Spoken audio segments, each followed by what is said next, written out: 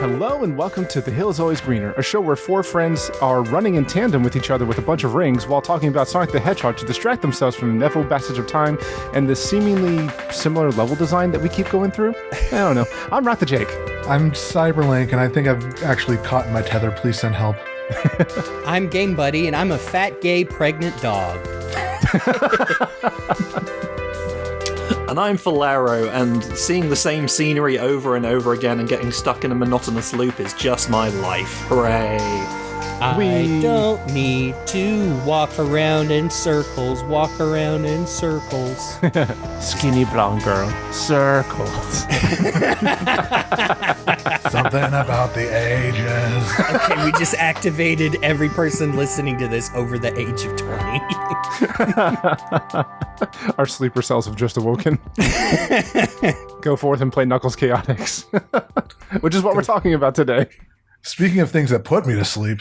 Hey. Oh, Oh no, you've immediately upset all 6 Knuckles Chaotix fans out there who've actually played this game. Are they the same 6 fans that Luke was reading to me the top 10 games for the 32X that one time they were playing? Yeah, the top 10 out of the 39 40. they made. God, This is Literally 40. This is the one people have heard of, at least. That's what it's called. Yeah. That's why it's number 1 in most Nonsense. People have heard of Doom. But this game did exist. It certainly did. And I've only played it on real hardware once. Jeremy was there. He witnessed it. We spent maybe about a collective 10 minutes just going like, oh, that's interesting. That's the thing that you want to hear from your teacher when you submit your work. That's interesting. Very interesting.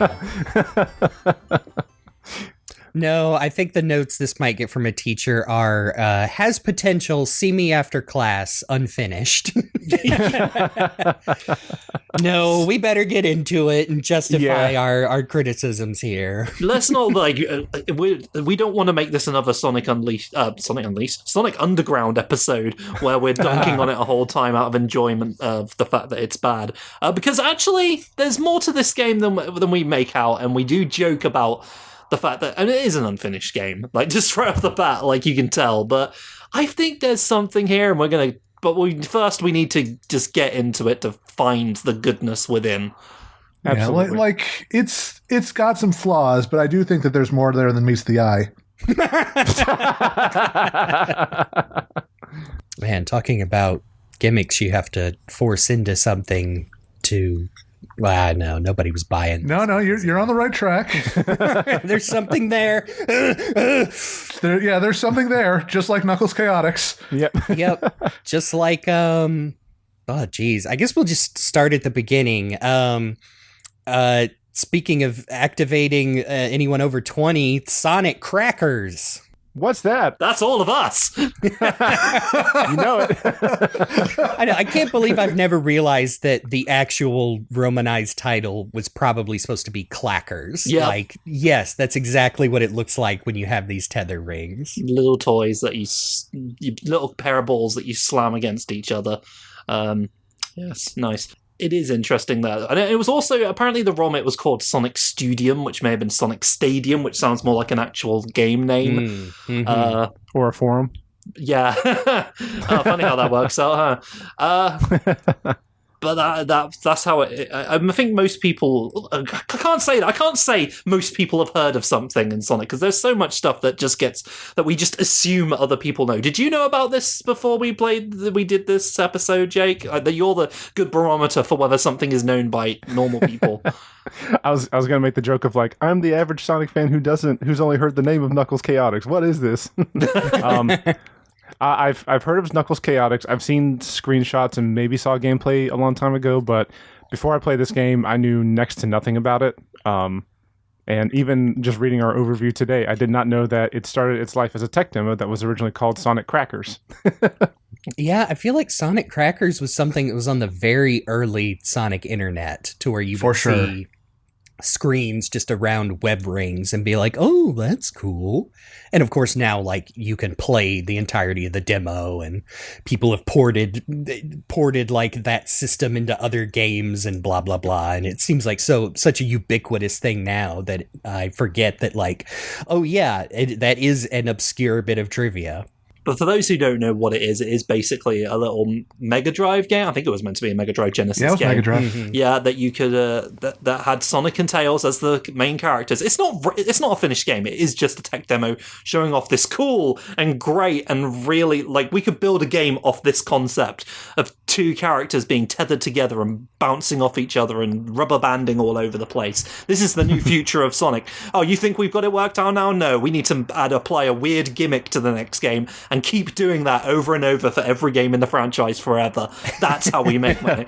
Anyway, like, this was them. It's just Sonic and Tails. It's Sonic 1 sprites on regular Tails just jammed. They're not jammed together. They're holding a ring, and the ring has a little bit of energy between them, and then it stretches out, and sometimes if you press the button, Tails will hold the ring in place, and you can keep going, and if you let go, you go whoopity whoopity, and you're all over the place. That's the technical term of it, I believe. I love it. Yeah. Whoopity whoopity. And if you play it for 3 minutes, you get the game over music from Sonic 1 for some reason that takes you out onto a hub world, which is, it's a bit like a Sonic 3D stage almost, except you can't really play it, but you're just walking on this sort of like, what do you call that kind of 3D? I know there's an actual term for it. Like isometric? Isometric, that's the one. I almost said isotonic 3D. I was like, no, I could drink that and get some like electrolytes from it. No, it's like... Isopropyl. Yes. It's the kind of Sonic. Yeah, rub this tech demo on your on my GameCube that needs to get fixed. God, Yeah. pick up a nice isotronic in the Newtrogic High Zone. Got a great bar speakeasy that just opened. But yeah, if you played that, you basically played what was the genesis of Sonic Knuckles Chaotix, or just Chaotix. And in fact, at one point, I think the idea is they were like coming up with ideas for what the next Sonic game was going to be, the next big Sonic game, possibly on the Mega Drive, possibly on the Saturn. They weren't quite. To be honest, we don't know, because it's one of those things that nobody's really sure about, because nobody's actually talked about it directly. But this was going to be, this potentially going to be what their idea for Sonic 4 was going to be. So they had all hands on deck developing this, and that was going to be it. Possibly Sonic Chaotic, I heard, is one of the potential titles for it later on. That was what was spread in certain magazines. Yeah, I've heard that before as well. It might have even, like you said, been missing the X and just been like, oh, chaotic, like, just a word that's associated with Sonic now. But at some point, they switched from having Sonic and Tails in it, and then Knuckles is in it, and Knuckles is going to be Knuckles Ringstar, which is a name that exists. Whatever. Which that made me think of this. I mean, Chaotix came out after Ristar, correct? Yes. Yeah. I wonder if they didn't take some of the physics in Ristar and tried to apply it to this concept. And then it just kind of makes me think of like, man, this would have been better if it controlled more like Ristar, that's for sure. If it was one character doing some stretchiness and not two hamstrung together like that. Or like using the ring like Ristar's stretchy limbs, and like you're tossing the ring around instead of, I don't know. Or the hold functionality. Probably should save that for the end where we're like, what would make this game gooder? At one point, it might have been, I think Espio might have been planned to be the main character. Like, there's an early version of the game which says, like, Chaotix, featuring Espio the Chameleon instead of Knuckles the Echidna. So, Espio is as far as we know, we're not entirely sure if he had any origins elsewhere. There's been some theorizing about it. But as far as we know, Espio was invented for this game, unlike the other characters. But we'll get into the characters. But yeah, it could have been like the Espio game, so it would have bin a full-on spin-off. It wouldn't have even had that sort of Sonic DNA. But I guess Knuckles was always going to be in it, because he's cool. In the end, it was a Knuckles game. I sure hope it was a good one. Yeah, you did mention that, the game does technically have two names in the English-speaking territories. It is Knuckles Possessive Chaotix. Yes. Whereas in Japan and probably elsewhere, it's just Chaotix. It's like, hey, Knuckles is there. You can see him on the package, but It's a new team, baby. Strap in. Or if you're looking at the box art for the title screen for the Japanese version of the game, is Chaotix featuring Knuckles the Echidna. Welcome to the next level in 32X world. Hell yeah, that rules. Oh yeah. It being on the 32X is kind of like the sign of them giving up, as I understand it. I don't know. The game was kind of dumped on there, and some people who were working on it said that, oh, well, it was a lot more promising when it was going to be on the Saturn, but we don't know for sure if it was going to be on the Saturn. It's all very up in the air. The whole thing is a mystery. Supposedly, like, members of the team were pulled off this when they realized, oh no, this is taking too long and is bad, actually. Let's work on Nights into Dreams instead. Nights into Dreams, and not a mainline Sonic title for the Saturn. We definitely won't need one of those, right? Sadly. But, sorry, we're sounding really negative here, because it does seem to be a bit of an odd development for this game. And, hey, odd developments in Sonic games, that's just standard, really. But the basic idea of the game is you're tethered together, you're using momentum kind of in a different way, except for you using one character to spring another character around. Lots of the stages are vertical, because when you think about it, if you're doing this, it is possible to just speed around the place really fast and take advantage of the ludicrous rubber band physics. So they have to kind of stop you by making it mostly like vertical stages, so you're sort of going up and up and up. So usually starting from the bottom left, going up to the top right. Starting from the left, going to the right, like the Democrat Party. Anyway, moving on. I was going to make a starting from the bottom, now we're here joke, but you do you, I guess. Oh, gee, well... But the problem with this game, like, aside from all of the issues in its gameplay that you may have, the difficulty curve of getting to learning how to play it, but the complete lack of difficulty curve due to the weird way it's laid out. The main issue being that it was on the 32X, and who had a 32X, really? Nobody I have ever known in my entire life. No. Even my friend who had a Sega Pico did not... Yeah. I think that anyone who was like sending in speed lines letters to Sonic the Comic and saying like Mega Drive owner, 32X owner was a liar because they didn't have that. And I've heard it's a pain to set Either a liar or just like, I gotta tell somebody I got this. So it will be Sonic the Comic. Got to have justified this purchase somehow. They'll understand me. I've heard it's actually a pain to set up as well. Like, sorry, a brief tangent on the Sega 32X, the one of a few add-ons for the Mega Drive / Genesis, is it's a bit of, it was hard to get and hard to put on, as I understand it. There was a little bit of fiddling around and finagling you had to do to get it like sorted. It's not just a plug-and-play Sonic and Knuckles kind of deal, even though it looks like one. As we say, didn't it also require its own power source? Yes. In fact, Christ. Let me take back what I said. I remember, now this has been, maybe 10 years ago. A good friend of mine brought me out to his grandparents' house that we had hung out a couple of summers. And we were digging around in the guest cabin and found his entire Genesis setup with a 32X. Wow. And I think we managed to Oh my gosh. barely get it running because not only was, yes, it needs its own power source. And in fact, so did the Sega CD. So if you had all three of these things, a Genesis, a CD, and a 32X, you had three of those huge honking DC power adapters plugged into some outlet. Good luck, idiot. And even then, like, yes, you have to run, I think, a video cable through the 32X.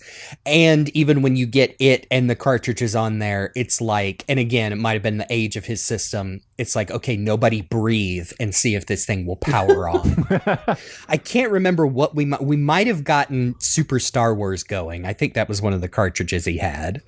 But yes, it's the Tower of Power, and they mean that literally because your bill is going to go up quite significantly from having to run this horrible thing. Man, and the thing is, I don't know if was it really worth it. I mean, like we've seen Chaotix, and it can do some cool things, and it's very colourful. But I don't know, is it really worth this edition? It had some good arcade ports. What is it? Fantasy Zone, Super Star Wars, Afterburner, but Otherwise, no, it wasn't. I can state that objectively. I mean, we do know of 3 other Sonic games that were being planned for the 32X at some point. There's I see mention of Sonic Sports, which would have been like a Sonic version of like an Acme All-Stars kind of thing. Apparently only got mentioned in like a couple of magazines, and that said Sonic, Tails, and Ristar were all going to be characters. But nothing beyond that. There was Sonic Mars, which eventually transitioned over to the Saturn to become Sonic Extreme. And we all know how that turned out. Yeah. And arguably the most interesting one on this list, Sega Sonic the Hedgehog. Oh, that would have been really? That would have been kind of justifying a little bit. There were some magazines reporting it as being in development, and it never happened. We got you. Man, this would have been the console for Mighty the Armadillo specifically. I have to imagine it was them, still not being able to figure out, okay, what do we do about this stupid trackball? Yeah. And they still haven't figured it out, unfortunately. The mystery remains to this day. Now, here's the thing, though. When I saw this advertised, I do not want to lie to you. As a child, as a Sonic-loving, Sega-obsessed child, I wanted it. When they had it, they had a competition for it in STC. I was like, I want that. And the main reason I wanted it was not just because I wanted to make my Mega Drive look cooler by having another thing on top of it, although I did. The main reason being there was a Knuckles game coming out for it. I was getting a story for it, a story adaptation of it in the comic, and I was like, yes, I want to play the game that has more Sonic characters in it and stars my favourite character, Knuckles. Are you kidding me? I sure hope I'm able to get my hands on that, and I didn't. Of course I didn't. Because nobody did, apart from that one guy Jeremy knows, apparently. I guess. I would be willing to stake my reputation on that the majority of 32Xs purchased were by Meemaw and Peepaws just looking for something for their video game loving grandchild. Oh, here's this thing. They say it plugs into your new Nintendo. But that kind of game, for a while, it did fill me with this, it kind of like Sonic CD was until I actually got my hands on a Mega CD, because you could do that, you could buy those and have them, unlike the 32X apparently. But for a while, it was kind of this game that was like, the long past the horizon, the mythical Sonic game that stars Knuckles and has all these cool characters I've only seen in the comic. That's what I want. I want to know what that's like. I bet that's a transcendent experience.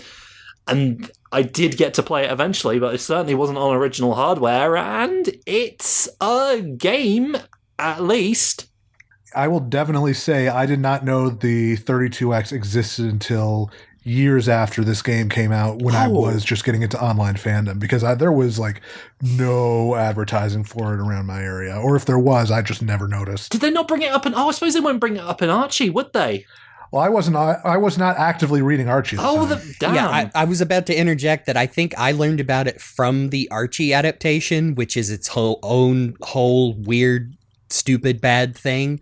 But I knew of the 32X from the Archie adaptation, because I'm pretty sure they advertised it or said, to get the full story, go pick up Knuckles Chaotix for your 32X. Or you have one, don't you?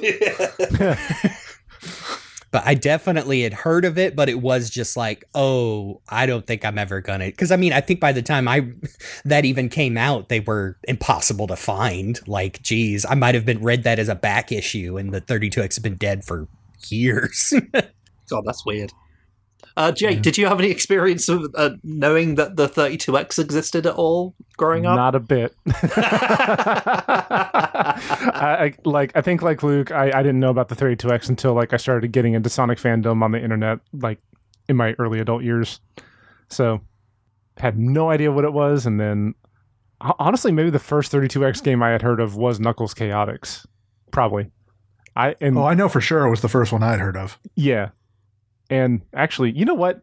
I'm pretty sure it was, because I think the only reason I knew that there were other games for it was because Luke and I were hanging out one day, and we did talk about I wonder what top 10 games of 32X are, and then he started looking and then realized a lot of the same games kept showing up in the same top 10. Because again, there are only 40 games. Yeah. And this list of canceled games is at least in the 60s. Man. Oh no, we could have had a port of Bug. Oh boy. Oh, what we missed. Truly, and Clay Fighter 2 Judgment Clay, truly we missed out. Well, they sure made up for it on the Saturn with Bug 2, right? Man, tangent. I remember first time I saw a Saturn was a demo in my local Blockbuster, and it was just running Bug 2, and I was, 8 years old, and remember thinking, where the hell is Sonic? Even back then. No, I believe Sonic is in that game. Yeah, it's like It's like some sort of mini game, I think. I mean, I guess are we ready to jump into the game itself, starting with the jump into 32X world? Yeah, man, jump through the chaos ring and be transported across dimensions to the absolutely incomprehensible story, no matter what manual you're reading. But it is interesting to bring up that the stories are different here, and not in the sort of Sonic CD US manual of Amy Rose is actually Princess Sally sort of thing. It feels like it's. Did they not have? Were they not? Was the US not given a translated version? Was it like a Samurai Pizza Cat situation where they had to That's what it sounds infer it like themselves? Because the stories are a bit different. There's no Okay, so the original version is about Newtrogic High Zone, which is a heck of a name. Yeah, I don't think that means anything, but No. I'm looking at the Japanese manual, and it seems to me that even with this translation, it is unclear. It seems like there is a surge of energy on Angel Island from the Master Emerald that causes part of the island to start transforming, and there's big earthquakes. It mentions tectonic shifts and whatnot that turns into these they're not zones, they are attractions. That turns into these attractions. And so Knuckles, as the guardian of the island, is I better check that out. But also Dr. Eggman elsewhere, gets a read on these energy readings and is I better check that out so I can take over the world. And he gets there first, builds the Newtrogic High Zone, which is a theme park, by the way. Yes, it is a theme park that seems to have has brought all of these new land masses on the island as attractions, like rides at an amusement park. And then also discovered that I guess the Chaos Rings were created by this surge of energy from the Master Emerald, and they are just rings that have been powered up and can travel across dimensions. And so Eggman immediately makes a fake one, I think referred to as the Dark Rings, which you see whenever you defeat Badniks, and are also powering his bosses. And spoilers, Metal Sonic, who has a pretty big part in this game. You could argue maybe even a bigger starring role than Sonic CD. And then Knuckles meets a bunch of dumb assholes he's never seen before, and they go to stop Eggman because they've got these magic tether rings or whatever. And then the American version is there's a big carnival island, and it's always been there, but it's not the zone from Sonic 3, and Knuckles is I better protect this carnival. Uh-oh, here comes Eggman, and that's it. I mean, there's a little bit more to it than that, but yet it's just... it is kind of weird that Knuckles is now the guardian of a carnival. I suppose he needed something else to do after Sonic 3 and Knuckles, but okay. He's gotten tired of people putting the Master Emerald in the dunk tank one too many times.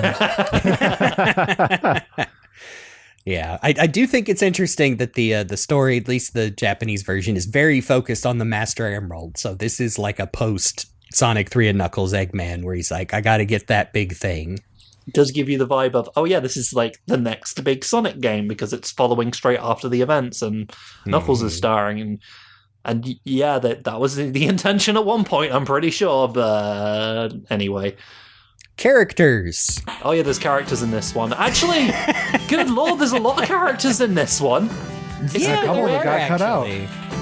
Yeah, well, we already mentioned that Sonic and Tails were gonna be in it, but now they're gone. Now they're dead. No, they're gone. Oh yeah, I guess I glossed over. Eggman also created some horrible machine called the Combi-Catcher, Combini rings, or the Combi Confiner, it says here on the Sonic Retro, which is also the Combi-Catcher in the actual game itself, which is just basically explaining how you select your partner. By the way, it's a partner-based game, kind of. You're playing as two characters. Well, you're playing as one character with a hanger-on, basically, who's there as well. Yeah, you can allegedly play two-player mode where both characters are controlled by a human. I know Luke and Jake tried to do that over emulators, and I don't think y'all ever got it working for more than like 30 seconds. Well, yeah, but I think that's more an issue with my computer than it is with the game itself. Right. Or my internet connection. Yeah, that too. I just wonder, would that be worth the trouble of two people sitting down? Because one thing that also bothers me in this is, well, I mean, we'll get into it. Like, the characters are super cool and differentiated, like, in appearance, of course. But then, aside from Charmy, their abilities don't really, they just aren't that different. And what really bothers me is I wish there was a button that would let you switch the leader. Yeah. Like, Instead of having to use a power-up. Sonic Heroes does. But instead, no, you choose your main character when you start the game up, and then you just pick with the Combi-Catcher, the UFO claw, a partner, and you're just saddled with whoever you get until you quit the game. It's it's a system, all right. But you are right that the character abilities aren't that different. I guess it's because they've given them mostly like vertical like abilities that let you go up, essentially, because you're doing a lot of that in this game if you're not like trying to take advantage of the ping-ponging, rubber banding stuff. Mm-hmm. So obviously Knuckles the Echidna is a good start because his whole thing is he glides and climbs. He can climb up and down. That's great. So Knuckles is here. He's pink. He's got all those moves. Yes, he is very pink. He's very pink in this one. It looks a little weird, like the Cybershell description for him that you gave him earlier. Yes, he does look a little off, but also, yes, shout-outs to Cybershell for back in that video, also pointing out that Knuckles' Sonic Mania sprite is a much better combination of his Sonic 3 and Knuckles sprites and these sprites. Like, really, really shaves off the goofy edges of the Chaotix sprites, and they are goofy. Much better in Mania. His glide does look a little wobbly. I don't know what it is. His climb is a little strange too, but it's different. Yeah, the color palette in this is really interesting, especially the way that they have kind of the lighting affecting the character sprites, because it's like you look at those characters on the title screen and then look at their in-game sprites, and those are not the same palettes. Like Knuckles, Knuckles is way more pink in game than he is on the title screen. Yeah, and that definitely is one of the things where you're like, oh, this is the power of the 32X, is all of the really nice lighting effects. There's a ton of particle effects, and yeah, there are colors just everywhere. Like the color theme palette for this game is like the airbrush station at your beach, where you go and pick up a t-shirt, a bootleg Sonic t-shirt. Some of them are a bit obnoxious, but yeah. I mean, that is one part that I just love. Absolutely. Like, I could see where it might cause eye strain or you might get lost in some backgrounds, but that was at least one thing I kept coming back to, is like, man, at least this looks really nice. Well, it's so colourful, it's the kind of thing that a British gaming magazine would get really upset about and start swearing about all the time. I was linked back to a flipping Mega Man Legends review by a UK magazine in the 90s, and it's like, oh, my eyes, the colours, these damn colours. Japan, what are you doing with your colours? Oh, yeah. Yeah, they just want everything to be tan and grey. On the next page is an April Fool's advertisement for a Lara Croft DualShock controller where the analog sticks are her breasts. Because that was what game journalism was back then. Yep. Knuckles the Echidna, though, he's good. Except for He doesn't know what he's doing here either. No, because you get to play as him for 5 minutes normally, and then they pop out a plastic version of SBO from the machine, and then you'll start being taught, like, you'll be having your handheld, like, so, all right, now you've got this guy to drag around. This is how you do it. Yeah, the tutorial at the beginning of the game, like, it feels like it drags on, but at the same time, like, the mechanic for the game is so kind of new, like, you have to really just trudge through it. Yeah, they really wanted you to make sure that you understood how this worked. Really. Which is unfortunate because you go through that mandatory tutorial, although you can skip it. You can stop and skip it. But it is quite long, explains a ton of concepts with the tether ring, and then you get out into the actual levels and you basically don't have to do any of that. Yeah. If you get good at like the double jump that most characters have. Or you play as Charmy. You play as Charmy, yes. Yep. Now, I gotta say, SBO sure does look super cool in this game. I do believe that he could have been, like, the protagonist at one point. He seems like he might have had a ton of work put into him. I like his... even though the spin dash in this game is basically just for looks only, I do love SBO's spin dash. It's my favorite next to Vector's. Oh, yeah. But yeah, SBO, super cool. I think he's the only character in either manual to get a profession listed, and he is listed as a private detective. So, wow, is SBO the actual founding member of the Chaotix Detective Agency? Maybe. Well, that's if you want to consider any of this canon, which I'm not sure that Sega does. Well, actually, I suppose lately they've been easing back into it. Yeah, I mean, Mighty and Ray got to come back, so it's probably loose in there. Might be a question for the Sonic lore team that they can't answer now, unfortunately. This was before SBO was a ninja, but, you know, he does change. I do like the fact that he changes color. If you leave him around, he's just changing color, and that's them just saying, like, look at all the cool things the 32X can do. Like, change his sprite slightly. Cool. Like a cartoon chameleon would. Yeah. Mighty's here, and he's back, and he's looking more like a Sonic recolor than ever. Boy, is he. No, he really is. It really is the sprites. It's Sonic sprites, but they've drawn over him like an old sprite comic that a fan might have made, where they made their original character. Yep. And I mean, it's if you are not a super fan like us and don't immediately recognize that sprite sheet, it does look fine. Like, it's not like they made any mistakes where, like, they left Sonic's ears on or something. But when he jumps in the special stages, sometimes you can see some Sonic spikes in his shell. Yeah. That's about it. Yeah. If you put them right up next to each other, you're like, oh, I can see. But thankfully they've differentiated Mighty more now as he's come back. Because right here, like, we didn't really talk about SBO's ability, because SBO can climb on walls, but all the, and ceilings, that's pretty cool. But Mighty's thing is that he just does a wall jump, but he just kind of, like, sticks there for a second and falls down. I'm kind of glad that when Sonic Mania Plus came around, they gave him an actual ability that was cool. And this one, they're just trying to have him catch up to the rest of the characters who are climbing up the stages, so... Yeah. I think if you press the button before he falls off the wall, he does do, like, a kickback. Vector's definitely my favorite sprite in this game. They went all out. He's got so many great expressions, and he does a little dance, and I love when you're running top speed, he'll turn and look at the screen like, hey, look at us go! I thought about it, and like when he looks at the screen, which I love that, like it reminds me of that one picture of Usain Bolt when he's like running in the Olympics, and he's looking right at the camera. Like everything else is blurry except for his face, and he's got a big old smile on. It almost reminds me, I wonder if that wasn't going back to is the when in Sonic Superstars when Sonic pulls out a chili dog for one frame, is that like a possibly a reference to this game having these unique animations? Yeah, I love Vector's jump and spin dash animation where he is like curled up like an Ouroboros instead of like a Sonic spike ball the other characters just a big green donut. It's great. Yep. Happy St. Patty's Day. Vector is really interesting in this. I like he's this weird lanky guy who's if you leave him alone, he starts jamming to his little cassette player because he's got one of those. They gave him an anime fighting game air dash.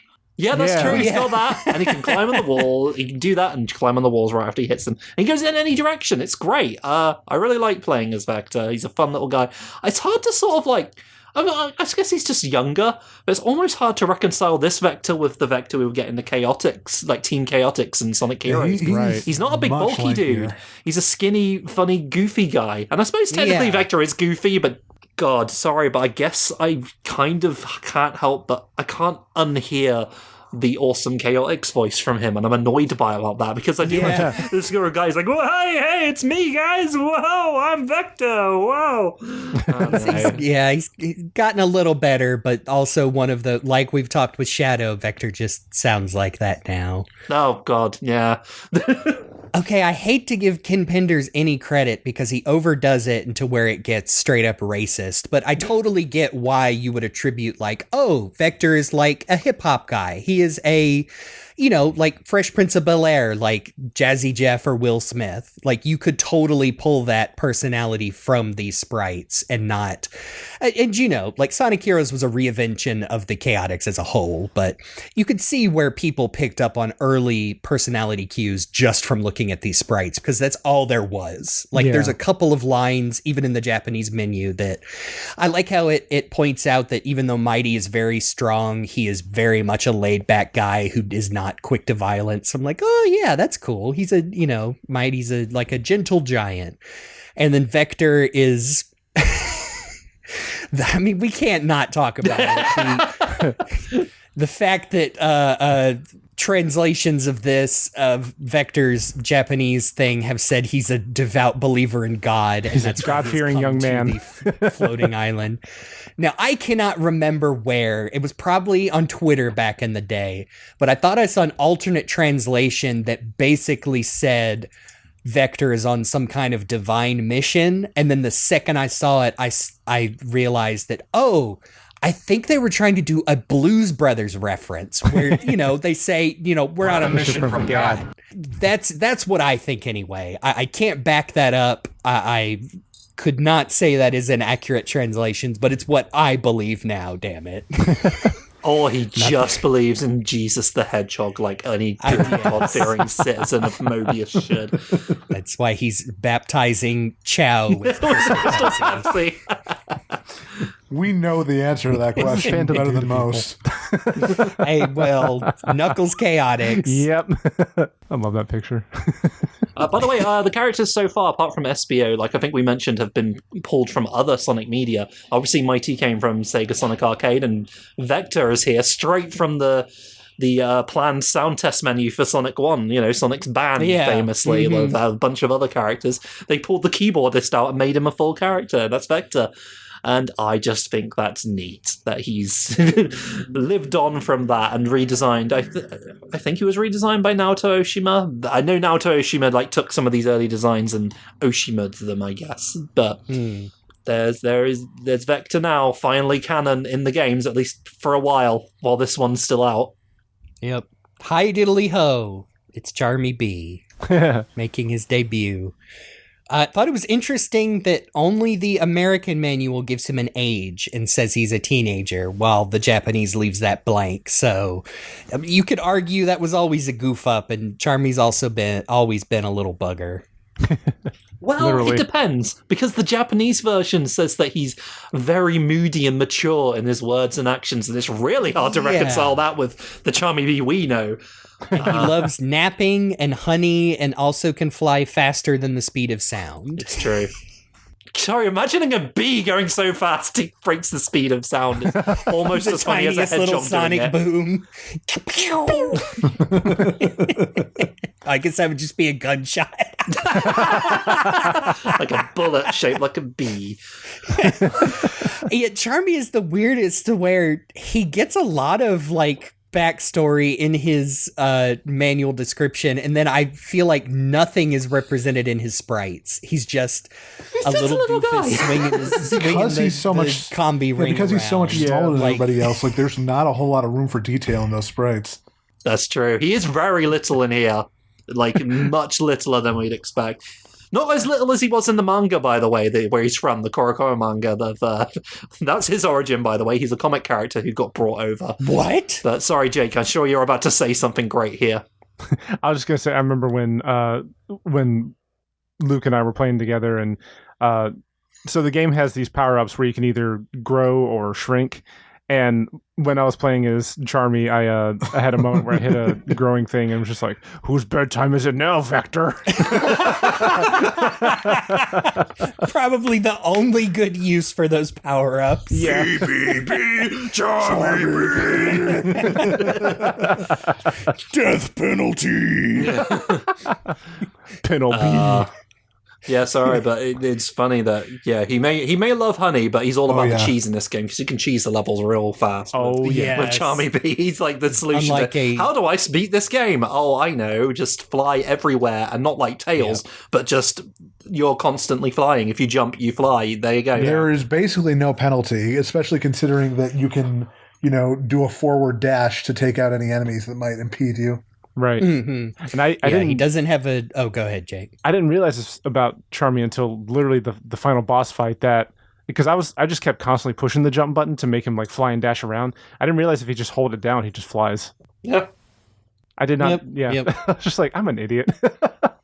Yeah, he does not have a traditional like spin jump or spin dash, but he has infinite flight, and you can basically ignore your partner the whole time. Which is, it's hard to say, like, if you're just looking to experience this game in a complete manner, just pick Charmy every time. That's what I did. Charmy and circumvent the game itself. That's essentially his purpose. Pick your favorite partner, what combo you think works out. I think I beat the game with Charmy and Mighty, because I'm like, Ray isn't here. Maybe, maybe Mighty. I'm inventing my own headcanons here. A little flying guy. Mighty needs a little guy. He just wants a little guy in his hand. Yeah. Yeah, before I realized just the meta of using Charmy the whole time, as far as like the game mechanic, I tried to like really get into it and use the whole like tandem like holding and then like spring or like rubber banding around. And then there was a couple of points where I was just like, okay, I'm tired of this. And I would just pick up my partner and run with them. Yeah. I love that crazy. Charmy can still pick up his gain a lot of partners even speed though doing that. he is like a fraction of their size. Yeah. All the laws of aviation say Charmy B shouldn't be able to beat Knuckles Chaotix. Charmy B should not be able to pick up Vector the Crocodile. Oh boy. And then the other two, I mean, these are literally two jabronis, Bomb and Heavy. They are just, even though they're there as like headline characters, technically, if you look at the start of each stage and it lists everyone with capital letters and exclamation marks. I was so confused by these two because of their appearance in the Archie comics, where they're treated as 100%. These are robots who have rebelled against Robotnik and are good guys. And I think it's both manuals of this game that straight up says, like, well, they're basically penalty characters. Like in the UFO combi selector, if you don't get a member of the Chaotix, you get one of these guys, and they suck. Heavy is very heavy, and so you can't run as fast or do like the slingshot moves like you usually can. And Bomb explodes and kills you. Yeah. And Bomb is just like basically one of the bombs from Sonic 1, the Bombadniks, except that he's your friend now. Just kidding. He's there to undermine you at every turn. He's a very toxic Which friend. I can't remember. I think Archie Comics did that eventually, where they get reactivated by Dr. Eggman as in like a Manchurian Candidate style thing and turn evil again, which I remember really liking because I was like, yeah, man, get these assholes out of here. Give them a purpose. But they're just, it is weird that you got penalty characters, because there's a lot more of them in the Combi-Catcher than there are any of the other characters that you actually want. So you're likely to get lumped with one of these guys, and like you think that they're I remember one of the Sonic wikis was like, this is the first instance of a robot character created by Eggman who rebelled against him. I don't know about that. I don't think you should put these guys on the same level as Gamma, because look at these guys. Yeah, or Metal Sonic, Hyper Metal Sonic, and whatever. But they're so there. Weird. Yeah, they're there. I guess it encourages you to go to the otherwise pointless bonus stages, not the special stages, to get the select your character, select your stage power-ups, but so weird. I mean, again, their sprites look great presentation, but what a weird concept. I feel like they would be better as level gimmicks. Like, if you ran, like all the other power-ups work in here, like, instead of a Eggman monitor that makes you lose your rings, it's like, oh, this transforms your character into Heavy or Bomb for a short period of time. I mean, you do get ones that swap your character out, so I think it's possible for that, but yeah. Because otherwise it's confusing. It is funny that there are all these sort of like there are loads of power ups in this game, and also power downs, kind of like the slow shoes in Sonic 3 multiplayer. But in this case, you get like shrunk and stuff, or you might end up with a character you don't want for a little bit, and you'll have a little reminder of the fact that this is a temporary one at the bottom of the screen, which I think is a cool idea. Sort of like letting you know like how much long you're stuck with this situation that sucks.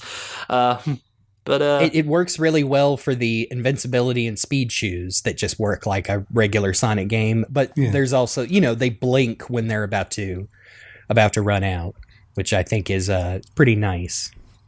Also worth mentioning on the side, this is where the hyper ring or combi ring, or combine ring that you get where it takes if how many Rever rings you've got is turned into one big ring. So if you lose it, you can pick them right back up again. It's sort of something that was adapted in Sonic Mania to a different effect, but worth pointing that out while we're here. Yeah. I actually really like that concept, especially, I mean, if it was applied to a game where the score or rings mattered, it works much better to where it's like, oh man, I lost all my rings. Oh, got them right back. Like, and you do activate the special stages by finishing a level with 50 rings. So that's also like really nice. Yeah. So, I mean, we've talked about the game is not that hard, but there are still those moments where you're like, okay, I got to be close to the end. Just got to keep these rings. Oh no. It's kind of like works in the place of a shield, even though there is a shield in this game, although it looks like a hog.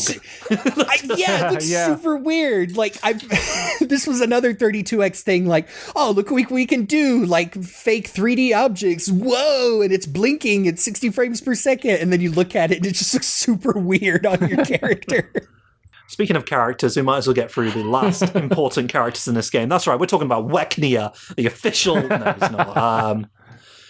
No, seriously, there is if you're fiddling around with the game and you'd use cheats and stuff, you can unlock a holdover character that basically fills the place that Tails did at one point. In the original, in the actual release of the game, it's this... what the fans have called Weknia, because he's a white echidna, I guess. The fans have to give a name to these guys because it's the Sonic fandom.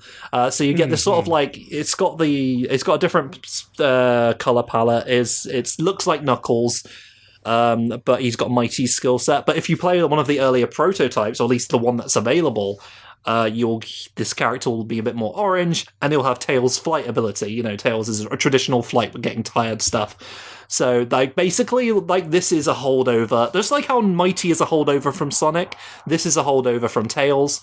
What the character's actually referred to in the menu is asterisk, asterisk, asterisk, asterisk. I can't say that over and over again. But basically, 10 stars in a row. A line of stars. If you will. A line of stars, you say.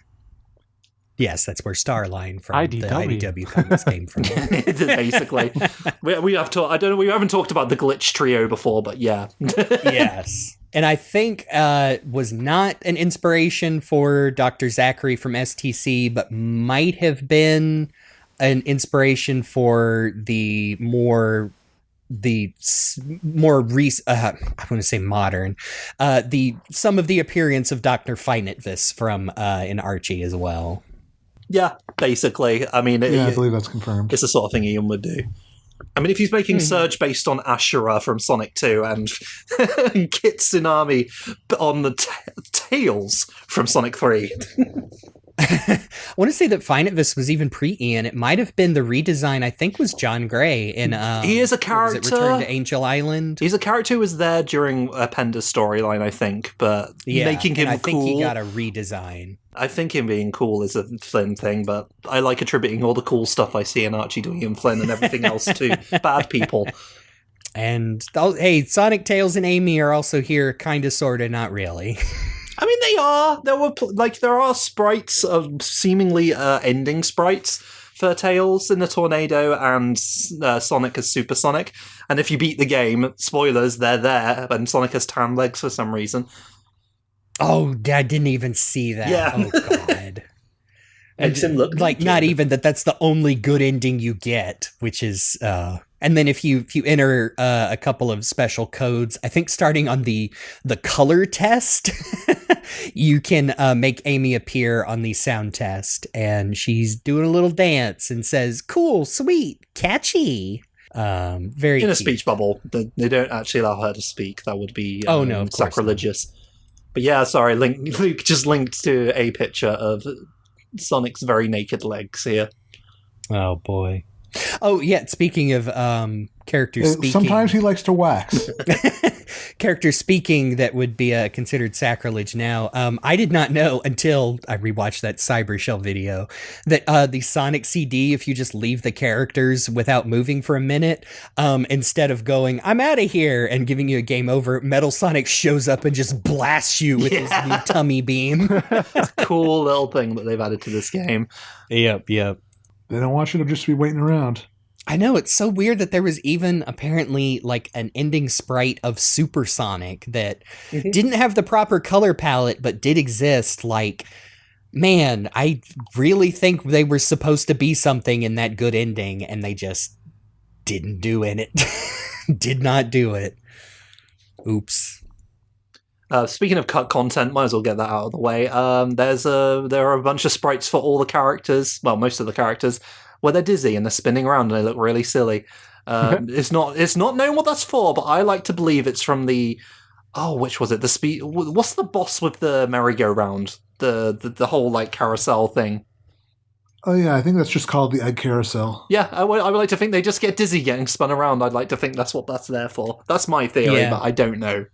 What was the other one? A falling into water sprite, and then in the final game, there's no underwater sections. No water, no bottomless pits. I like that there's no bottomless pits, but there's not much going for it as a result. So, yeah, and I mean, you literally have an attraction named Marina Madness with big boats, but no water to jump in. Which I can't believe, especially in a classic Sonic game. I'm like, where's the water? But. Come on, it would have been something. It would have been something, but maybe they have to work out how the physics would work with rubber bands when they're like also in water. I don't know. Yeah. They just put some rubber band. They were working out the physics, just put some rubber bands underwater and like, no, that's not going to work. We're going to lose the kids. They're going to be like, oh, that's not how rubber bands function underwater. Oh shit, now we've got to fix all the physics in this game. Alright, Knuckles, you're getting your fully realised penis. Well, sorry everyone, this is what you asked for. Time to get Knuckles pregnant. Yeah.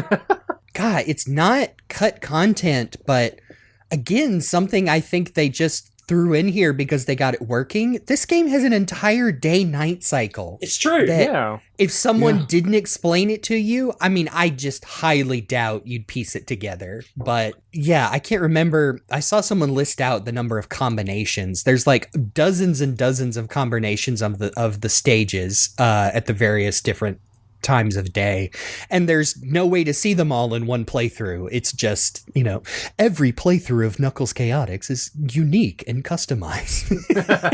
It pretty much is, and it's interesting. It does reflect how it looks, and it reflects how some of the gimmicks and the enemy placement work, supposedly. And I don't know exactly how it works. I don't know if it like cycles through for every stage you beat, or how long you spend in the stage. I'm not sure. I wasn't paying enough attention, but it's cool. I didn't even realize that it was like it stretched between stages, because when I played, I got the same stage 4 times in a row. So I just thought that every act was at a different time of day. Oh, man. And it wasn't until, later when I started actually ending up at different stages that I realized, oh, wait, no, they're doing this for all of them.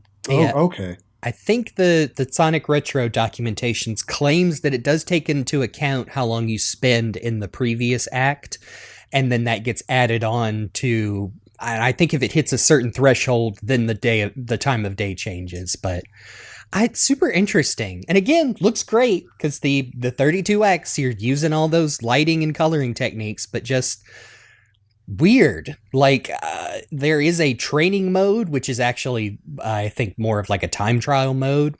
And now I can't remember. Can you pick the time of day? I'm not even sure. I think you might be able to on the level select, enough, but maybe that's about it. But it's super interesting, but you almost wouldn't know it's there. It's one of those cool things that they added in there that people might not really pay attention to, kind of like the AI in Nights into Dreams and stuff like that. Mm-hmm. It's a cool idea, and if you care about that sort of thing, it's ambitious and nice, but I don't know if it's really that big of a deal at the end of the day. It's kind of sad, really, because it's a whole taking advantage of the 32X, I guess, that they're going for here, but it's just there. Oh well. Did you notice it, Jake? The day and night cycle? Yeah. Yeah, I started to notice it on, I think the Marina one, because I think on those levels there's enough like background sky to be able to notice the colors start to change as you get further along. Yeah. I thought it was really neat. Plus, I do like that it changed the music in the hub area. There's like lovely little remixes of each of that song. Oh yeah. Speaking of music, like I don't know about y'all, but I mean that is the one thing I can say about this game is the soundtrack is great. Yeah. Severely, I might even say. It's no wonder that a few tracks have shown up in like modern Sonic titles. It's like the only thing that does from that game that lives on past its release is the music, because it's good actually. Who was it who was behind the soundtrack? Let me double check again. Junko Shiratsu and Mariko Namba. They did a great job with this. I really like this music. Mm-hmm. Yeah, the only one that didn't catch me was the very first level where you basically get up to the tutorial. Like the music in that one didn't really catch me; it just sounded a little bit wonky. But the rest of it, I dig. Like even like during this whole discussion, I keep thinking about the like the victory theme of like ba da ba da ba ba ba ba ba. The only one I don't like is the Amazing Arena, like pre-turning the lights on song, because that is deliberately monotonous as hell. Oh yeah.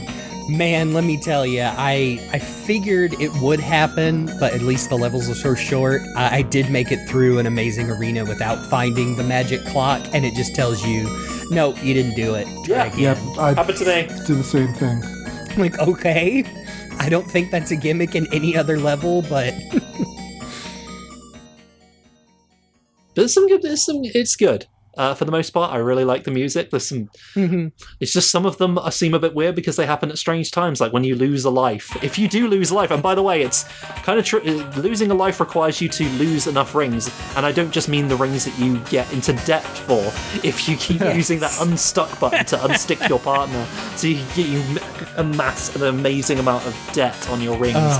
But if you do lose your lives, there isn't actually a life tally in this game. No, there's no actual lives. You just kind of die and get sent back to the hub, which is good. I think that's good. I think it's good that they got rid of lives early on in this one. Yeah. Because imagine also having that on top of everything else.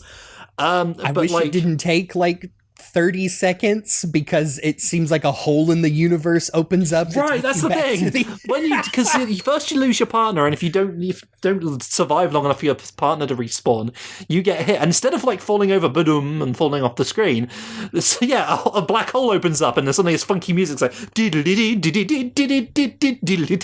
that also happens when you beat a stage without getting the giant ring at the end. Jumping into the giant ring. Except for the music's more like it's just so strange. Also kind of disappointed me that the characters don't have victory poses. They just freeze and go into their idle animations. Yeah. Which is that's just one of the fun things about classic Sonic games is they strike a cool pose. Well, Sonic 3 and Knuckles, I suppose, but this is supposed to be a follow-up to that, so you think they'd have got that down with all the other cool animations they give these characters. Exactly. I like to believe that Charmy's victory pose is just him swinging his arms back and forth. He's always victorious. Swing your arms from side to side. Come on, I am a big freaking bee. Fucking bee, brother. That's a big ass bee. But there are levels in this game. There are? Yeah, well, technically they're attractions, I suppose. That's what they call them. They insist on calling them attractions, but whatever. Because you start... It's a big, fun amusement park in the Newtrogic Oh, God. Before you get to the Newtrogic High Zone, whatever that's all about, you got the Isolated Island stage, which is just the practice level. I don't know if there's any enemies in there. I don't know if there is. It's just you. Nope. That's basically the training level that you can play over and over. You're just zipping around the place, looping around and bouncing about, and it's fine. It's got some cool music. I like it. And then you go into the hub world, and it's just like the foyer at an amusement park, because it shows you all the levels that you've got coming up, and it's like, look at all these! We're going to choose one for you, by the way. That's basically it. 'Cause you go in, you don't pick your character, as you mentioned before. You try to. The UFO catcher's a bit sort of random, and then you spin dash into a thing, and it's like, here's just a and you might get lucky like Luke did and end up in the same stage over and over again, because each of these levels has 5 whole acts. So I hope you like them.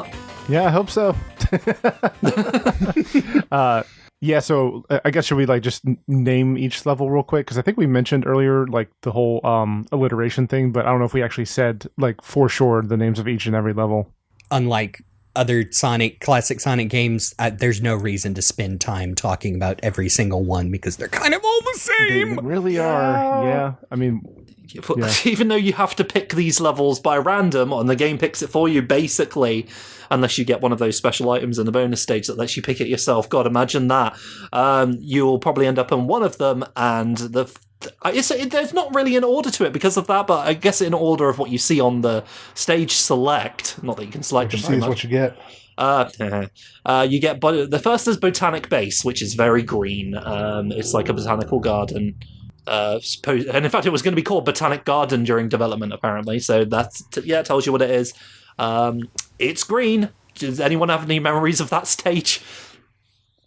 It's hard to have memories of any stage because they all just kind of blur together. Yeah, a little bit. The problem with this game is that none of the stages really stick out to me. Yeah, I think... Aside from for bad reasons, but we'll get there. Speed Slider and I think Marina Madness are the only ones I can... And I guess Amazing Arena, for the aforementioned bad reason, are the only ones I can conjure a unique image from in my brain. Because... I think the layouts I'm sure there's maps online. You can prove me wrong. I'm going purely by my feelings, which you can feel free to disregard. All of these levels feel like they have the same layouts. It's very vertical. There's always a stage gimmick where you jump in an elevator or a moving platform or a rocket ship that moves you to another part of the stage. And yeah, they just don't feel very unique, unfortunately. Yeah. I guess it's just aesthetically is the difference, basically, and even that kind of blends together because all of the colours are very, very vibrant. You can tell that this is made at least partially by some of the Sonic CD team because it's a bit garish, but they pushed it too far because they got the 32X stuff going on here. So all colours all over the place. And we've already touched upon why the layouts and gameplay might be how it is to where they obviously wanted to use the ring gimmick, and that's just not, with how it turned out, that's just not very compatible with a traditional 2D classic Sonic stage. Even a Sonic CD one that has more verticality, these... It seems like they probably reached a point in development to where they couldn't move on before they decided, okay, either we make these levels quite empty and in service to this gimmick, or we ditch this gimmick. And they were like, well, we've already committed to this freaking tandem ring thing, so if this game is coming out at all, we have to make that decision. It's kind of a weird case where it's a lot of the levels feel less like traditional Sonic levels where you are gradually making forward progression and more hey, we've put you in this big box labyrinth thing. Find your way to wherever the goal post is. And there's no real difficulty curve for that because they've got to account for the fact that every stage, people are not going to be playing this level to level to level. They're just going to be bumped around the place. So You're getting lots of big empty stages without that many badniks. So you've got to try and finagle your way around, and they're fairly boring as a result. Some took me 7 to 10 minutes, and some took me literally less than 30 seconds to do. It's a weird case where you're not really able to feel that, gradual difficulty curve because it's like, aside from the Act 1, 2, 3 progression, you don't know what order you're going to be tackling these in. So because of that, there's not really, you don't feel like you're developing skills that help you go from level to level, or like there is a gradual difficulty slope the way you would expect from a traditional game. Yeah. And I think that is, a disservice overall to the experience. And if we didn't point it out, there are 5 main attractions. Again, the game calls them tractions. They're basically zone stages, and 5 separate acts for each one. And those do kind of ramp up to where the maps just get bigger. But yeah, the game keeps track of what you've done, and thankfully it won't repeat any acts. Like the game removes those, and once you do all 5 on the level selector, like one gets knocked out, and so you're not, man, what a nightmare that would be if you had to like use your skill to pick a level on the roulette and had to repeat them. Oh, oops, boy. all Amazing Arena. Good for you, Knuckles Chaotix. You didn't do that. The thing about it is, it's kind of messed up. Sorry, I was actually going to go somewhere with that, but that's just when my brain went to immediately. It's kind of messed up. But usually by the time you get to an Act 5, and Act 5 will be quite difficult. By which I mean it's hard to work out where the hell you're supposed to go, because sometimes the goal might be in the bottom left corner for some reason. That happened with one of the stages. I think it was Speed Slider, after having a good time up to that point. So it's kind of frustrating. But yeah, that's about it. The only thing I think that makes these levels stand out is sometimes like the music, and we mentioned why the music is good, and I just think of Botanic Bass because I remember this remix, this complete cover of it that Zone Runners Digi Valentine did, called My Rose of Botanic Bass, where he talks about his fan character almost hooking up with Amy Rose in Botanic Bass, and I was just like, that really stands out to me. Check that one out if you're interested to hear. I mean, that guy's horny for Amy Rose. I understand. Look, we can't judge here on the podcast. Everyone has their interests in this franchise. I'm the Mina dude. I know. Would Mina Mongoose have made this game any better? Yes. Shaper's right in the chamber. We're going to get working on that mod. She's going to replace, let's say Mighty. Let's do a triple recolor of Sonic. I was going to say, the other thing about these levels that is, interesting because of the way the game is formatted is no checkpoints. Yep.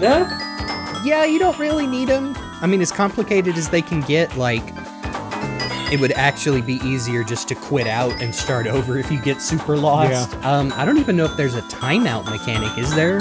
There is. 10 minutes? You got. Okay. I did get stuck on Speed Slider Act 5 for 10 minutes. And it actually starts counting down to, like, you get the 5, 4, 3, 2, 1. It doesn't play the drowning music or anything, but yeah, and it's then the black hole opens and you get sucked back to it. Again, very weird.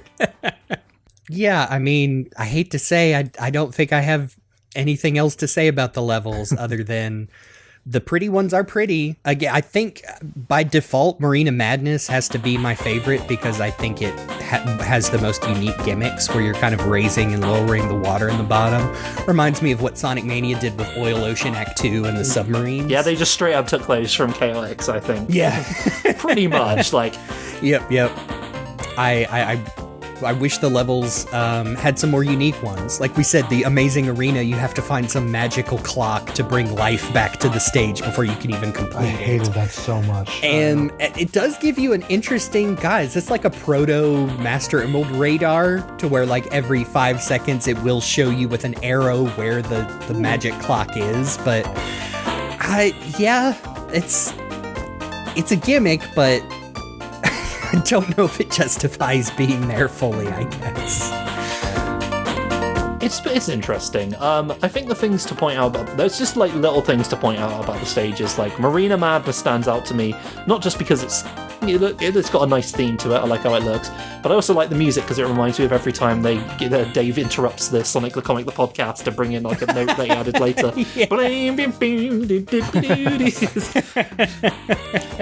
So that's always I know, really it's stuck so in my funny head. that even if you as a Sonic fan have no familiarity with Chaotix, I guarantee you've heard the music from either a fellow fan using it like that or like we said, oh, you like the collection room in Sonic Generations? Well, guess what? That's a Knuckles Chaotix track. There are definitely tracks in this game that I first heard MIDI-ized for fan games before I ever had any real familiarity with Chaotix. Okay, here's something significant about these levels. Each one has a boss with its own bespoke music. They all stand out. They all got a sort of cutscene beforehand where it cuts to a sort of comic panel. That's cool. I meant to say that is one of those presentation things. I'm like, yes, I love this. I love that the Eggman design seems to be based on his CD version, where he's more like a horrible little Danny DeVito realistic looking man than, the cartoon, the walrus guy. He's definitely a little wankier than usual. Yep. He's got a lot of unique, shoulder animations. He's always throwing his hands around, and I do like that, even if the bosses in this game are definitely up there with design first, any kind of challenge or memorability second.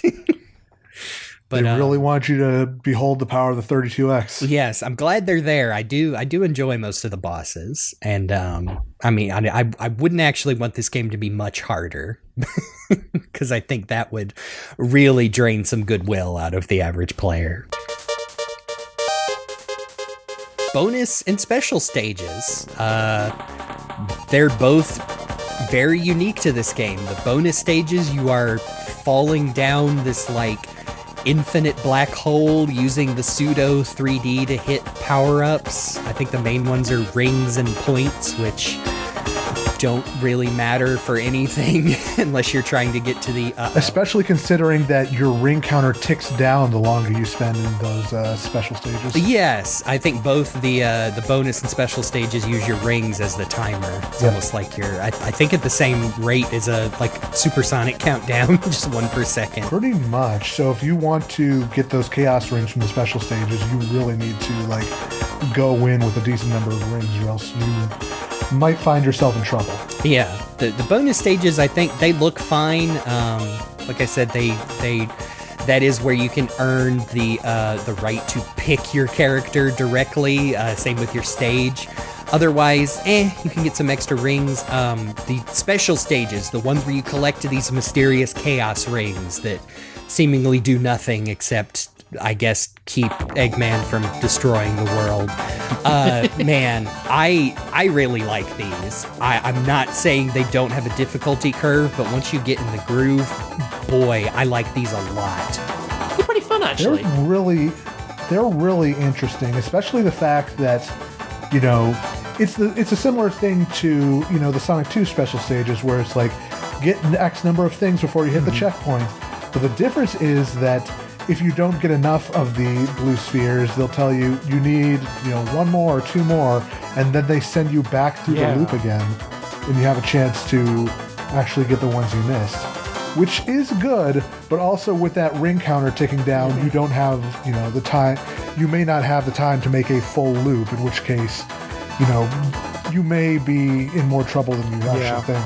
Yeah, as long as you have rings that are your time, you can try as many times as you want. But you do got to learn those layouts. It's so cool how there's like paths.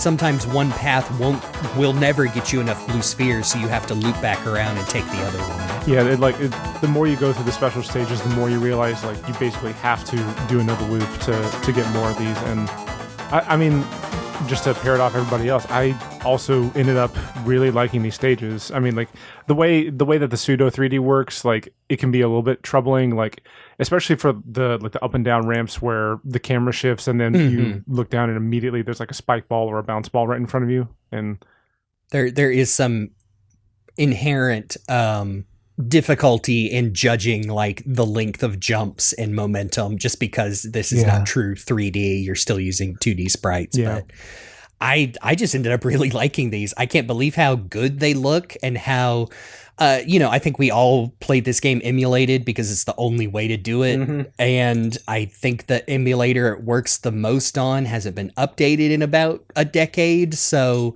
there's probably some inherent issues, but that is one thing I can say is that the game itself played rather well. Yeah. Very little slowdown, no crashes on my end. I just think, like, between the special stage and the bonus stage, they're sort of like, this is early, like they were wanted to do with Sonic 3. It's early attempts at them, like, dipping their toes into 3D with Sonic. Like, really trying to do that sort of Star Fox Super Effects chip kind of looking. Yeah, I was thinking about Star Fox. Early polygons. Yeah, that's what I thought of when I saw that. Especially, I was gonna say, if you want to play an experience that'll really leave you messed up, try playing the special stages again after you get all right, yeah. Oh, they're all wireframe. It looks cool. I completed one just to make sure it didn't do anything, and it doesn't. Yeah. It's just for bragging rights. But I didn't like even that they change. I think that's cool that they get harder. I think that's like that cool. Yeah. That mysterious, unused special stage in Sonic CD. We got to say something nice about this, actually. It's pretty interesting that there was a good bit. No, we're being kind of harsh, but... I just want to say, like, the last two special stages where they start to include those, like, vertical platforms that you really have to, like, leap over to get to, Yeah. So, yeah, like we said, we played this on emulators, and I was definitely, like, doing a lot of save states and a lot of reloading. But... Oh, absolutely. But I really dug those last two special stages because it really... Honestly, it felt like I was playing a whole new game for a little bit, like, because you have a new perspective and you have to, like, navigate these different paths and jump over things, and you especially have to, like, use the star bounce balls to, like, navigate to the best of your abilities and, like, make the most of your time either collecting rings or collecting the blue spheres. And I don't know, yeah, like, even with the difficulty, the special stages really rubbed off on me on the right way, and I appreciate it. It reminded me in a good way of maybe what they wanted to do with Sonic 3D Blast special stages instead of having 3 separate ones. Oh, yeah. And, again, the power of the 32X is what made these possible, but it just kind of reminded me of like, well, yes, I feel like this might have been in somebody's brain when they were putting those special stages together and had to keep paring it down until we end up with the ridiculously silly ones in the Mega Drive version of 3D Blast versus probably the complete True Vision, which is is it the PC one? I think it's the Saturn one. At least is better. Is the Saturn one better than the PC one? I'm not sure. Luke, you're the the Saturn one had a lot more like elements to it. The PC one was just half pipe with a bunch. Okay, yes, I think we are thinking it. I am thinking of the Saturn one, the true realized half pipe like expanded version of Sonic 2 with the little 3D Sonic there as well. Yes. Anyway, the special stages are absolutely memorable in Knuckles Chaotix. I wish those stupid chaos rings actually did something. Imagine Super Charmy. I guess, yeah, or like we said, there might have been a supersonic element, or, God, I hate to say it, even Archie Comics came up with a actual unique scenario for the final boss, which is where Knuckles grows giant and fights the evil Metal Kaiju. Sonic, the Titan Metal Sonic, or Kai, or whatever the fandom has decided his unofficial name is. Kai was in the encyclopedia, so it's canon. Oh, okay, yeah. So I do like a Metal Sonic Kai, which I remember. I mean, in Japanese, doesn't that just mean like a reborn version? It's kind of like where you're like, oh, this is the a new version of this thing. It's Metal Sonic. It's new Metal Sonic. Yeah. He does get a little blurb in almost like a sort of neo Metal Sonic. Yeah, it's cool. He goes red. I like that he's red and he's got big fangs and stuff. Yeah. The battle itself, like after you do the funny battle, it's not really a battle, but that whole thing where you've got to destroy the levels essentially. That was annoying. I do like they justified the stage selector by making it a boss before the final bit. I do like that. It's pretty cute and cool. Hey, also another thing Sonic Mania did where Metal Sonic flies in and just plops himself down in this machine to try and get you. and you have to stop it on the the X marks the spot to hurt Metal Sonic. It's fun. It's not that hard. You just kind of, especially if you're, as long as the emulator's running properly, you can just time the stop on it pretty easily, but I liked it. And then you get to fight, Metal Sonic Kai with the power of Eggman's dark ring, and everybody's seen this design. That is one thing that, like, people who had never played or even heard of Knuckles Chaotix have seen this giant red kaiju Metal Sonic because it's fucking badass. That thing made it to so many fan games and sprite comics back in the day. And Sonic Mania. I never would have expected it was going to be this piss easy, though. No, it's not really that hard of a boss. Especially if you're playing with Charmy. Yes, it's very cool. It is very easy. The game is pretty generous of letting you keep collecting the same one ring getting knocked out of your butt. So carrying on the proud tradition of Jobber Metal Sonic. Yeah, unfortunately, my boy just can't get a win. He can if you beat the game and you don't have the chaos rings. Because even if you beat him, I was about to say. Then you get scary music over the credits and just fires everywhere as Metal Sonic Kai is hovering. Another in the of those background. music tracks that I heard in a fan game years before playing this game. Yep. And then if you do it with the chaos rings, the screen goes to white, they all fly in, make a big circle, and the word cool appears. And then credits, that's it. you just get the title screen again but Sonic and Tails are there. Yep, in the tornado just hovering like, hey guys, remember, I'm Sonic. You remember me? You better.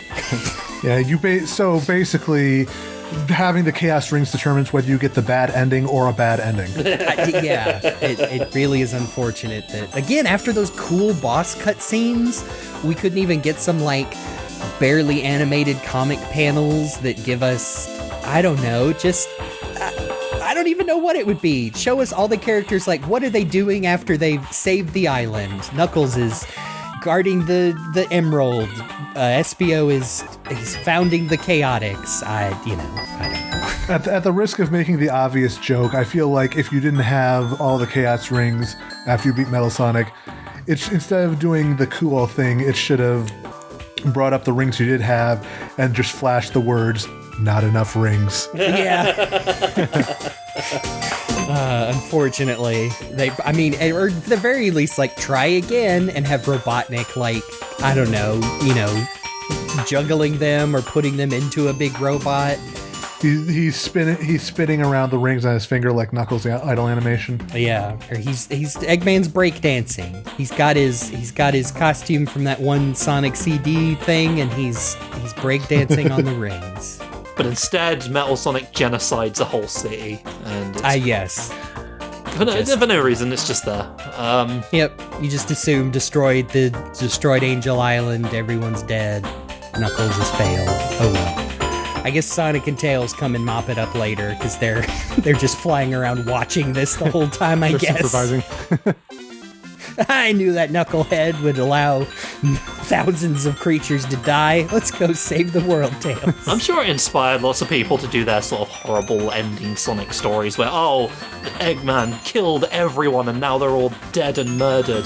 And I'm sure everyone did that when they played this game, by which I mean they watched it on YouTube like Sonic. I was about Black to say, you say that, but nobody actually played this game to get a bad ending, so...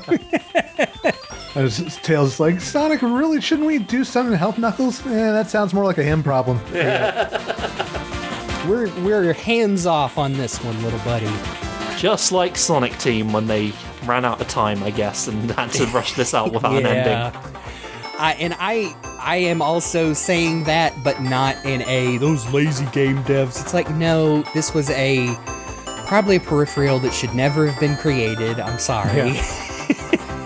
It was that part of, I mean, Sega would just never recover from all these stumble bums. The 32X, even the CD, I guess to a lesser extent. I think it was a little more popular. And then the Saturn especially got bungled in the West. You know, that was a factoid I only learned, I think, last year, that there is some like 400 games released for the Saturn, and they barely bothered localizing and publishing like 100 over here in America and whatnot. That's like that's the biggest reason for the failure of the Saturn. In the West. That's crazy, man. The second biggest reason is the fact that they didn't bring Sagata Sanshiro over to advertise the console. That solved everything else.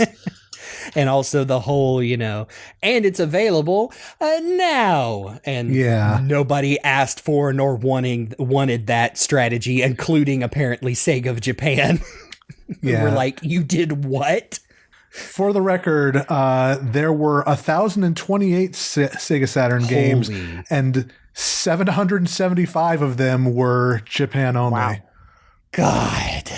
So my numbers were off. The ratio was about the same. Yeah, the ratio is about the same, but, you know, it continues to be a case of Sega fucked up everything with the Saturn in the West real bad. Yeah. They Saturn a lot of games and didn't release them. So all that to say is I'm not really dismissing the fact that Knuckles Chaotix, I would now concede, does not stand up to even a Sonic CD. I used to be, you know, I think I even said, like, I'm ready to say that if this was as available as Sonic CD, it'd be right up there. And I think I have to back off on that a little, but I do think everybody who's ever been curious about this game should just go play it. I really do think that, despite the fact that it feels a bit like a underbaked tech demo, that by the time you're finished with it, you'll be able to say, hey, I played and beat Knuckles Chaotix, and I either like it and will put it in my rotation, or I never have to play it again. Yeah, regardless of what's, you know, our feelings on Chaotix or anybody else's feelings, I do think that it should be, you know, available for people to play in a more official capacity. And it's not. Yeah, that's the thing. Like, we looked into this, and as far as we know, the only time it ever got re-released was on the Game Tap service, if anybody remembers that. I don't. What is the Game Tap service? It was a very early PC based, basically one of the early attempts at a gaming subscription model. Oh, okay. Like, I only knew of it back in the day because that was how they released the first season of the Telltale Sam and Max series. Yep. It was like streaming cloud service before that was really a thing. And it was, oh boy, if you were still watching G4 TV, that is where you would see the majority of commercials advertising. Yes, you could play the PS2 Lara Crofts, and I guess for a brief period, Knuckles Chaotix on your PC. And man, I can't imagine it worked well. There's probably a retrospective out there somewhere. It's just, aside from that, nothing. I don't know if it's the emulation issues or if Sega are just like, nah, not that one. It's got to be the emulation issues, because I feel like, you know, all evidence suggests that they tried for Gems Collection. Yeah. I'm still, you know, as much as I would still recommend like Sonic Origins as a great collection, I'm still really bummed that they've got music for Chaotix, Spinball, and 3D Blast in there, and those games aren't in that game. Like, you've got a bunch of emulated Game Gear games now, but they couldn't just slap those on an emulator as well. And I think this game absolutely should be re-released in some capacity. Just no frills like that, or if they were willing to. It made me think about the 2011 Sonic CD remake. Big, you know, the first big release from Taxman, Christian Whitehead, and how we now know that they had planned, like, hey, we can do Sonic CD and make quality of life widescreen HD. We could make the time traveling instantaneous. That was always just a tech limitation, and we can add on the scrapped concept for the final level boss. And Sega was like, No, we'd rather keep it close, as close to the original release as possible, bar quality of life improvements. And I feel like if they could let go of that, slavishly dedicated to the original and give this game to somebody to, build up into a more complete game, maybe refine those rubber band ring physics and tweak the levels, give it more of a story, a scenario. I think that'd be fantastic, but I just think that's pie in the sky. Definitely not going to happen now. But that's what fan games are for, right? It is a shame because I think the game's not bad. It's not complete. It's not all there, but I think it's got its charm to it. I didn't hate playing it. Yeah, me neither. There is something there, but it needed more time in the oven to cook and or just being on a system that was not doomed from the start. Yeah.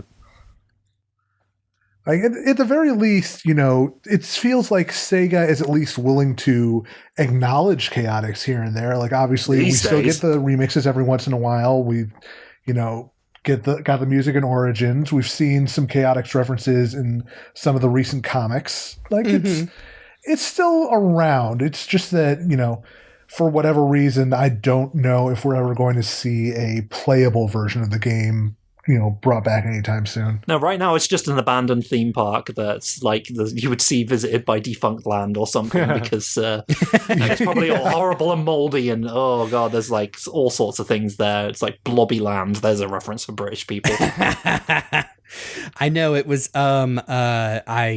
I have not caught up with the IDW comics releases in a couple of months, and I was glad to see the Fang the Hunter miniseries. Yeah, they straight up show up in the hub world, and that's great. I love it. I'm glad that, yeah, like you said, Sega seems to have they've lightened up on a lot of in the process of not only unifying the continuities but now establishing the lore team and whatnot, that they are very much seem more willing to allow those references to happen. And I looking at these characters, like I am so glad that the Chaotix of SBO, Charmy, and Vector they're straight up just regular Sonic characters now. They will be in all the spin-offs. I love those guys.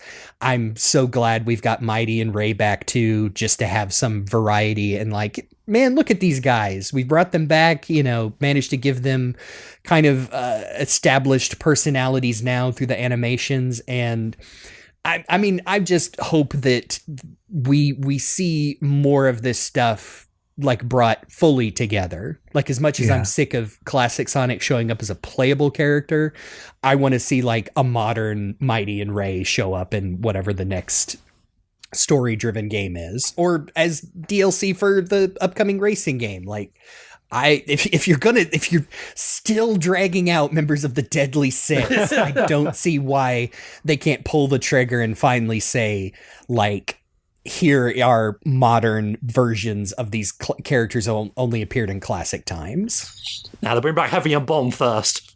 No. I do wonder if maybe the reason we haven't seen Chaotix re-released is because Sega is like, well, we don't necessarily want to invest a whole lot into getting a 32X emulator running because there's just not a lot outside of Chaotix that we would really want to re-release. Because I'm looking at the lineup, and Sega published half of the games for 32X, but a lot of them are IPs that they don't own, like Doom and like Star Wars Arcade and everything. And then others are ports of other games where they would want to, use a different port as the base, like Virtua Fighter. So it's like maybe the thought there is that, well, if we're only going to be developing an emulator to make this one game work, maybe that's just not, and it's a game that people have mixed feelings on. Maybe they just feel like it's not as justified a return on investment as would be needed to like actually put the work in. And it's just not like it's not like the retro engine where like a person is doing this on their own time. Like, yeah, let me create a almost perfect recreation of the engine that ran Knuckles Chaotix that then Sega can, acquire and incorporate. And I just don't see it happening either. I think if it was to be re-released, it would have to be like a retro engine recreation. Mm-hmm. Kind of like what they were doing with Sonic Jam, which almost makes me surprised they didn't put it in Sonic Jam. I guess that would have been too much work. Yeah. With all the fancy colors and stuff. I feel like it should be brought out, even if it's not possible, it should be brought out and a new generation should get to play it, so that all the kids can be like, hot take, but I think this game is mid actually, and we'd be like, don't worry, we knew about that already. Yes, we can finally, the shoe will be on the other foot, where all us old heads talking about the sacred cows of the 360 generation that all the young kids love, and I think be like, oh, this classic Sonic? No, this one isn't that good. Yeah, how does it feel, huh? How does it feel? No, just teasing. Another congratulations to the Unleashed recompiled team. That part's real good. Oh yeah, what a absolute feat! I'm very proud of them. Yeah, that's basically Knuckles Chaotix. Guy, you've got this one line in here about, did this kill Knuckles the Echidna forever? I mean, I don't remember. No, we haven't seen the Twitter post yet.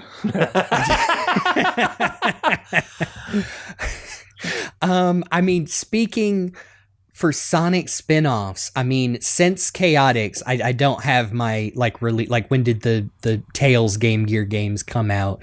But is this the last non-Sonic focused spin-off? I think so. No, Shadow the Hedgehog. Oh, true. Yeah, but he's basically a Sonic. Yeah, I mean, that one's hard to argue compared to a Tails Adventure or Knuckles Chaotix. A game that is definitely in the Sonic franchise, but not. I mean, I'm trying not to just quote Cybershell's video here. They didn't help Knuckles. The difference between, the Wario Land games and right. Mario games, and how those, Sonic absolutely could have done that with Knuckles. And, speaking of Unleashed, I'm sure everyone in this call remembers when people said, man, if they just made the Werehog Knuckles, that might have been a little more palatable, which now I don't know if that holds up, but I remember when people said that.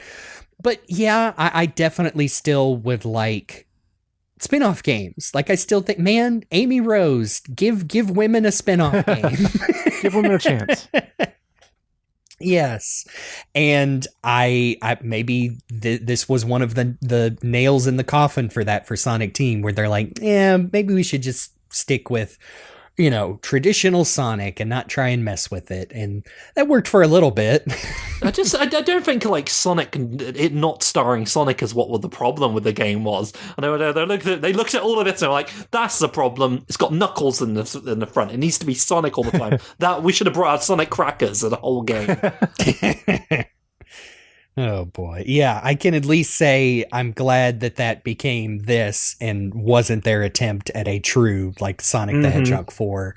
Not that I have much better things to say about Sonic 4, at least episode 1, but I think it might have been a much bigger disaster if Knuckles Chaotix was Sonic 4 back then. People would have been very upset. That's definitely not Sonic 4 as I truly imagined it. But Chaotix, we all played it now. Yeah. I mean, I did it before anyway, but I feel like a few of us got to actually finish it for the first time as a result of this. I know I did. Oh, yes. I can say, man, it was because I tried to get this going on my computer. For some reason, my system had always never played nice with RetroArch, so I tried a different loader, had controller problems, and then I remembered my good old Genesis Mini that I modded when it came out, that has never received any updates for that mod, still had a functioning copy of Knuckles Chaotix on it, and so I finally went back and finished that playthrough for this show. And yeah, I gotta say, at the end of the day, I've had a horrible week. I'm tired. Popped this up, booted it up, and I'm like, you know what? This is fine. You would think I'm in a bad mood. This might make it worse. No. So I can give it that it is not bad to a way that makes me angry. And isn't that a great indicator of whether a Sonic game is acceptable or not? Say a Sonic 4 episode 1 that made me upset. Even if the game isn't playable to the same extent as the others, at least the vibes are there. Yeah. Yeah. And the music's great. Absolutely. Would again, anybody who's ever thought about, I should get around to trying that, just do it. It'll less than an hour, and then you can experience it all in context. Play it with an emulator. You can save state and then have a better time. Yeah. Because let's face it, there's not any other way to play it, really. So, Nope. Yeah. unless you know that one guy that Jeremy knows who's got a 32X. Even then, garage. he didn't have Chaotix. He had a couple Genesis games, and like I said, I think Super Star Wars that we played for like 10 minutes before saying like, well, this is a fun novelty. I was going to say earlier, like that's leading into more of our lore on this podcast of like us going to like some house during the summer, whether it's like a vacation or whatever, and seeing a Sega device that we can play. Oh yeah. See, mine was the opposite. Cause I've told my Super Nintendo story where I would go to people's houses and see like new Nintendo games I'd never heard of, like Donkey Kong Country, or like getting to play levels in Super Mario World I'd never got to. I remember being over at somebody's house, and I think they had Mega Man X2, and that was one of those games like Zelda where before I was ready for it just blew my mind. I was like, what do you mean I'm this little robot? I just teleported in, and I just got obsessed with watching other people play that, thinking like, oh, I don't have the skills for that. And actually, no, there's no way child me could have beat a Mega Man. I could not wrap my head around that yet. Yeah. So. I mean, to be fair, the first time I actually beat Mega Man X was as an adult, not as a kid. So. Oh yeah. So Knuckles Chaotix, Mega Man X. We both have X on the end, and getting through Chaotix is a very therapeutics experience for me. I thought, sorry, it makes it sound like Asterix characters when they got X on their name. That's Chaotix. Yes. Yep. I guess I should wind us down, shouldn't I? Yeah. We're teeing it up for you, Mr. Right. Host. We're holding in place, and we're just waiting for you to spring off. I'm charging. Oh no, here comes Metal Sonic. We waited too long. His tummy beam. Smells like strawberries. Anyway. Man, he would hate that if Sonic called it that. It's got man, I would put that in a comic. Oh no, your deadly tummy laser. Don't call robotic. it that. Oh, I didn't think you talked in this form. I do now, just to tell you to fuck off. It's not a tummy beam. It's a cool laser. It's a cool laser, huh? No, there's only 2 O's. Shut up. And then he turns around and runs to Eggman saying, Dad, they're making fun of me. Did they make fun of your tummy laser again? don't they know how cool? No, Dad, please. I hate you, Dad. Oh, but it's so cute. It's so cool. This is how the plot of Sonic Heroes starts. I'll show you, Dad. I'll show you all. As we've said multiple times already, that was Knuckles Chaotix. Just play it. It's fun enough, and the special stages are super cool. Yeah. Let's talk about our socials. You can find Sonic F on the socials at Sonic F. You can find me around the internet as RockTheJake and on Twitch as Mr. RockTheJake. You can find me on the various socials at CyberLink420. You can find me on Blue Sky at jeremybaker.actor or around the rest of the internet as GameBuddy, sometimes with a 123 at the end. And you can find me all across the internet at Faulerro. That's Faulerro. Love that jingle. Special thanks, as always, to Amy Waters for the use of our theme song from the album Gotta Go Slow. You can check out more of her work on YouTube and Bandcamp, and you can also find her on the socials as @AmyWaters.